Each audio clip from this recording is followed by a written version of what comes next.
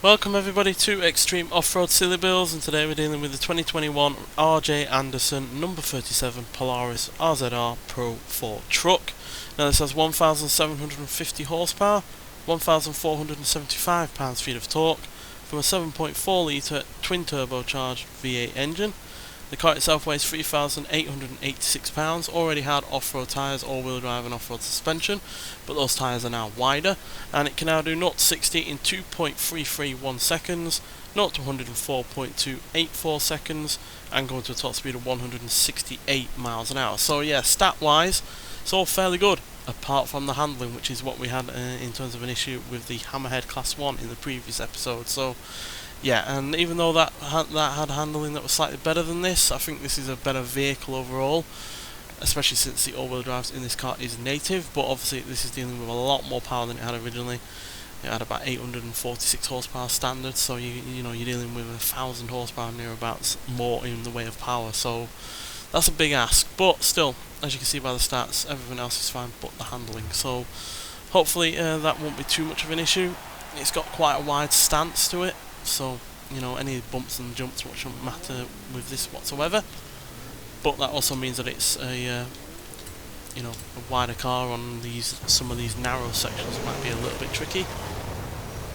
It's easily one of the widest cars that we've had on this series, so yeah, this could go either way, but I'm hoping it'll be quick. The fastest car we've had from the Rally Adventure expansion has been the Ford Focus RS, the number 4, the rally car. This might well not get quite as high as that, but could well do so, you never know. Especially given this has more off-road capability and more power. Unlike with that Ford and every other car that's been turbocharged on this series since the expansion, this has anti-lag, so yeah, not only does it have the 1750 horsepower, but it's got more of the torque and horsepower earlier in the rev range, so yeah, which is obviously a positive. So and to be honest, even though the handling stat is pretty poor, it's not been too much of an issue so far. Maybe because it weighs so much that the power isn't completely getting used. Regardless, it's making for a much easier drive than I was expecting it to be.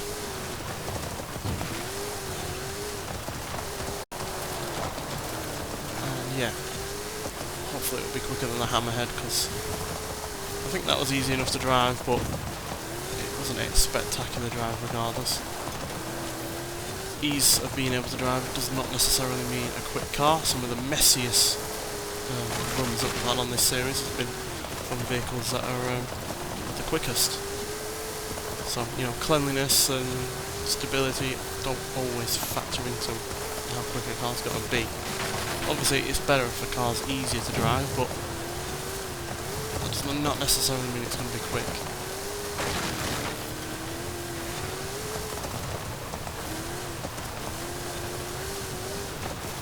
Yeah, this is taking everything in its stride so far.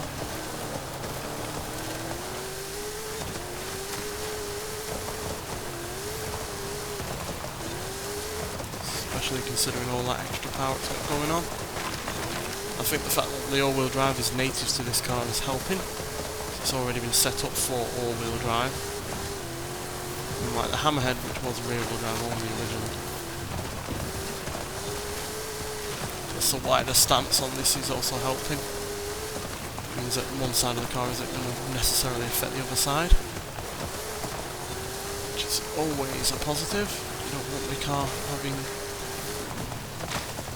inconsistent handling traits.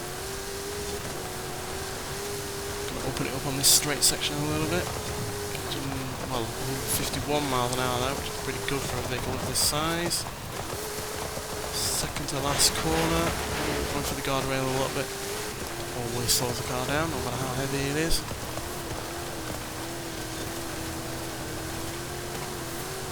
Speed, speed, speed. What was the time? Did we beat the Hammerhead? Yes, we did, and we beat the Ford as well. 3 minutes 13.435 seconds. Comfortably puts us into the top 10.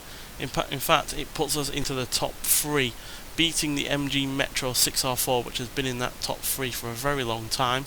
In fact, it was second place up until the Rimac Nevera toppled the Hot Wheels 2 Jets. And yeah, that means we are just under 2 seconds quicker than the Ford No. 4 Focus RS, and therefore the fastest car out of the Rally Adventure expansion so far. And to be honest, we're only just over a second slower than the Hot Wheels 2 Jets, which was easily one of the fastest cars that we've had on this series, and still is. But yeah, we're comfortably behind the Rimac Nevera by nearly 2 seconds. So yeah, but considering this weighs still nearly £4,000 and is dealing with nearly 1,000 horsepower more than it had originally, while it's got that really rather poor handling stat, just shows that yeah, not every off-road vehicle is as useless as the majority on this series, because as a rule of thumb, if you're an off-road vehicle, you're generally not going to be the quickest on this series.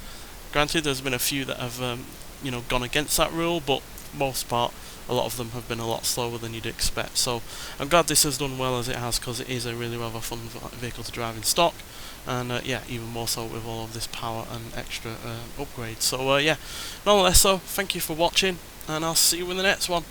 Bye.